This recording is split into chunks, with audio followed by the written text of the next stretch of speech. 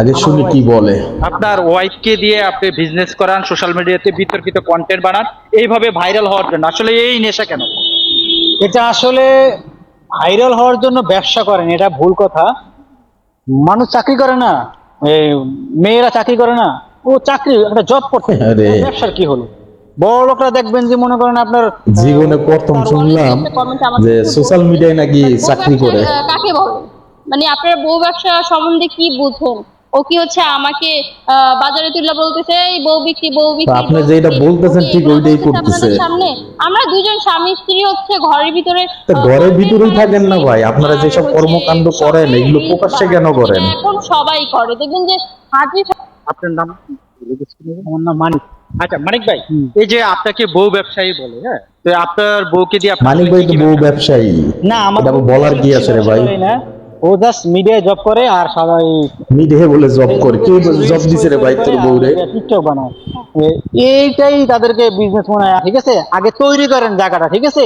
ভালোবাসা এত সস্তা না। আরে এর কাছ থেকে শিখতে হবে ভালোবাসা কাকে বলে আর বউ দিয়ে কিভাবে ব্যবসা করা যায়, এর কাছ থেকেই শিখতে হবে। আছে যে একাধিক বিয়ে করেন, ছেলেরা আছে একাধিক বিয়ে করে, বাট আমার কথা হচ্ছে মোর বাঁচলে ওর সাথে বাঁচবো, মরলে ওর সাথে মরবো। কয়দিন দেখা যাবে? আমার হাজবেন্ড আমাকে অনেক ভালোবাসে, যে আচ্ছা আমাকে দেখে কি বোঝা যায় আমার বিয়ে হয়েছে, বাচ্চা হয়েছে?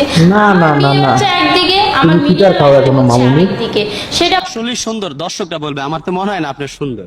হ্যাঁ, আপনার কাছে কে সুন্দর রে ভাই? আপনি কি সবার থেকে একটা বস্তির মাইয়া, তোমরা তাকে প্রমোশন করতেছো। চোখা চোখা, আর আমার চোখ দুইটা মায়াবী, আহারে। আমার ঠোঁটগুলো হচ্ছে গোলাপের মতো সুন্দর, আর গাল দুইটা আর হচ্ছে তোমার লাল লাল। ভিডিও ওইসব লোকই দেখে। হচ্ছে আমার জিরো ফিগার, তা আমার কাছে মনে হয় যে আমি অনেক সুন্দর। পাড়ার ছেলেরা এসে তোমার ফিগার দেখার জন্য এভাবে এভাবে হলে তাকায় থাকবে। ধরেন পেট দেখা যাবে একটু, এখন যদি পেট কুচকে থাকে, উপদেশ দেয় নায়িকাদের, চিন্তা করেন পিচ্ছি একটা মাইয়া সে আইসা আমাদের দেশের নায়িকাদের উপদেশ দিতেছে। ভিডিও ইচ্ছে ছিল যে আমি একটা কিছু করব, আমার এদের কি করা উচিত আপনারা বলেন? এদের কি করাটা উচিত?